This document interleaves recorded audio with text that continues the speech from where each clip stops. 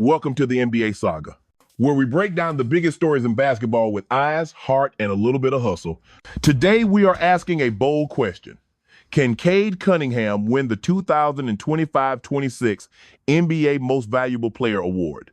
First, let's set the scene. Cade Cunningham has grown into the clear franchise centerpiece for the Detroit Pistons. He is a 6'6" guard with playmaking size, real scoring chops, and the on-ball leadership that MVP voters often reward. Winning an MVP is never just about raw numbers. It is about narrative, team success, and the persuasive memory a player leaves with coaches, writers, and voters over a season. So we will walk through the three pillars that would most affect Cade's MVP case this season: individual performance and efficiency, team success and context, and the compelling narrative that transforms great play into hardware. Start with individual performance. Cade has shown he can put up high assist numbers while scoring in the low to mid 20 seconds and still impact the glass in defense. Those counting stats are the baseline for MVP cred. Voters want volume production from the player they are considering, but advanced voters and the analytics community also look at efficiency on off splits and how a player's presence changes team performance. For Cade to be a legitimate MVP candidate, those efficiency marks need to be excellent, not merely solid. What does that mean in practice? He needs to shoot a respectable percentage from the field and from distance, because inefficient ball-dominant scoring invites criticism. He also needs assist-to-turnover ratios that convince voters he's elevating his team rather than just hoarding usage. And he needs defensive metrics, steals, defensive win shares, team defensive rating while he's on the floor to show two-way value.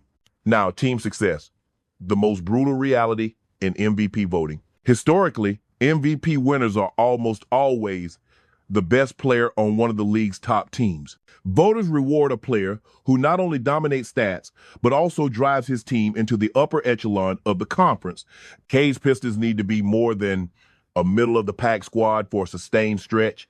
They need to be headline makers in the East. Why is that so important? Because the MVP award is, at its core, a story award about impact. If Detroit finishes as a low seed or misses the playoffs, counting stats alone won't overcome the narrative that other stars carried better teams. Conversely, if Detroit climbs into the top 3 or 4 in the East with Cunningham as the clear engine, voters will lean in. We have seen Cade lift the Pistons into contention in stretches before, including big scoring and playmaking nights that drew national attention. Let's talk narrative. MVP voters love an arc. The player who carried a team out of the lottery, the face of a city, the leader who changed a franchise's trajectory. Cade fits that archetype perfectly as the former #1 pick, who is now the heartbeat of Detroit's rebuild. If Detroit's story in 2025-26 is from hopeful rebuild to legitimate contender, Cade is the avatar of that story.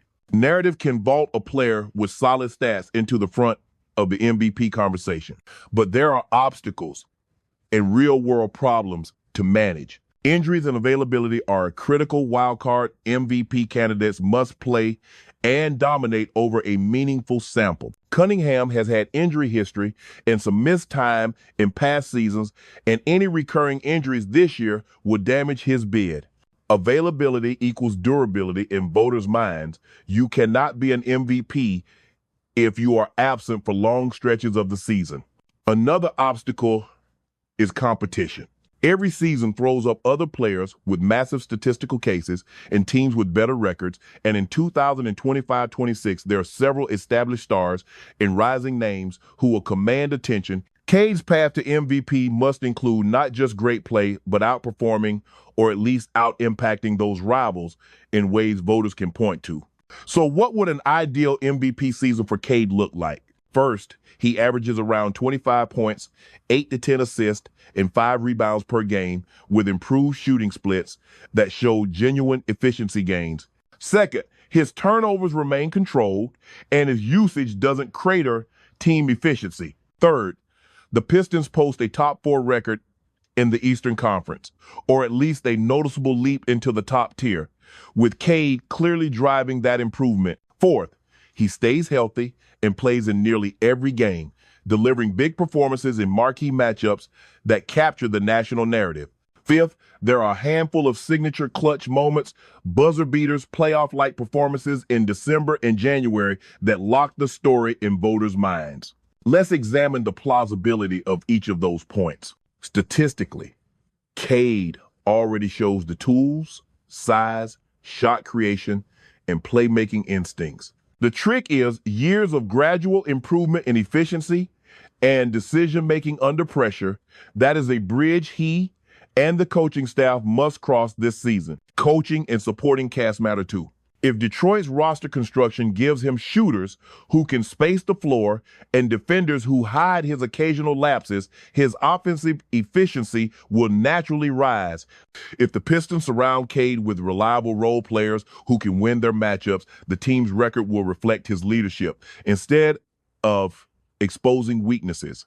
On defense, Cade must be at least a competent team defender and show flashes of individual disruption. MVP narratives increasingly reward two-way players. You cannot be the unquestioned best player on a top team if you is a liability on defense.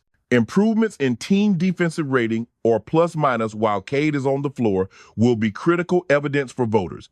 Now, let's visit the emotional and intangible elements. Cade carries a calm, stoic leadership style that grows on teammates and fans alike. That understated leadership can be a persuasive feature for voters who want a winner, a quiet captain who gets the most out of teammates. If Detroit plays with an identity that looks like Cade's DNA, composed in crunch time, creative in offense, resilient on defense, narrative momentum builds.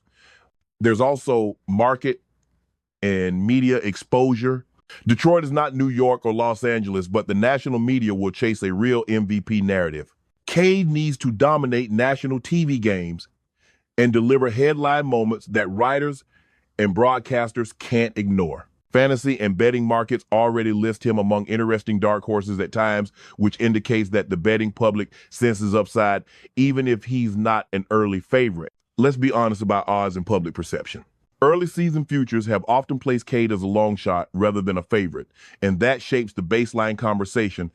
Long shots can win in the right circumstances, but it requires a near-flawless campaign and a story that outshines the usual suspects. Time to be specific about what could sink the candidacy. Major or recurring injuries would be fatal. A stagnation or decline in shooting efficiency, particularly from three-point range and at the rim, would make voters question his scoring legitimacy. A poor win-loss record for Detroit or a season where the team underperforms despite his numbers would kill the narrative. Conversely, what could propel him to the top if he becomes a top 5 assist leader, cracks the top 20 inches scoring while improving true shooting percentage, and the Pistons finish top 3 in the East, his case becomes tangible. If his signature moments include beating elite teams on the road with dominant performances, that creates the kind of highlight reel voters remember at the ballot box. We should also consider playoff impact as a retroactive influence. While MVP voting is for the regular season, the postseason sometimes retroactively shapes how people remember the regular season. If Cade carries Detroit into the late first round or beyond and continues to be the focal reason, the memory of that regular season will glow brighter. Let's bring this to a summary verdict. Is it possible for Cade Cunningham to win the 2025-26 MVP? Yes, in theory and in practice, it is possible. He has the skill set, the franchise role, and the narrative hooks that make him a plausible dark horse. Is it likely? Not the way odds currently read. He's behind a pack of established superstars and faces the uphill task of turning Detroit into an elite team while staying durable and efficient. But MVP races are not decided by likelihood alone. They are decided by seasons of sustained excellence plus a compelling story. If you want a short checklist to watch as the season unfolds, here it is. Cade scoring average, assist rate, and true shooting percentage. Detroit's conference rank and wins above 500 by late winter. Cade's availability and health across the season. Signature performances versus elite teams on national nights, improvements in defensive metrics, and team rating while he's on the floor. If those boxes are checked, the pundits will write the narrative and the voters will have a hard time denying him. If they're not, Cade will still be a star, but the MVP crown will likely go elsewhere. One last thought on legacy and pressure. An MVP in Detroit would change the league's perception of Cade overnight. It would reframe him from rising star to generational franchise leader. That kind of pressure can either elevate a player or expose weaknesses, and part of this season's intrigue is watching which way Cade leans. Thanks for watching this deep dive on Cade Cunningham's MVP chances in 2025-26. If you enjoyed this analysis and want more breakdowns like this one, please like, share, comment, and subscribe to the NBA Saga. Tell us in the comments, do you think Cade has the season it takes to win MVP, and what single thing worries you most about his chances? Thanks for tuning in, and we'll see you in the next video.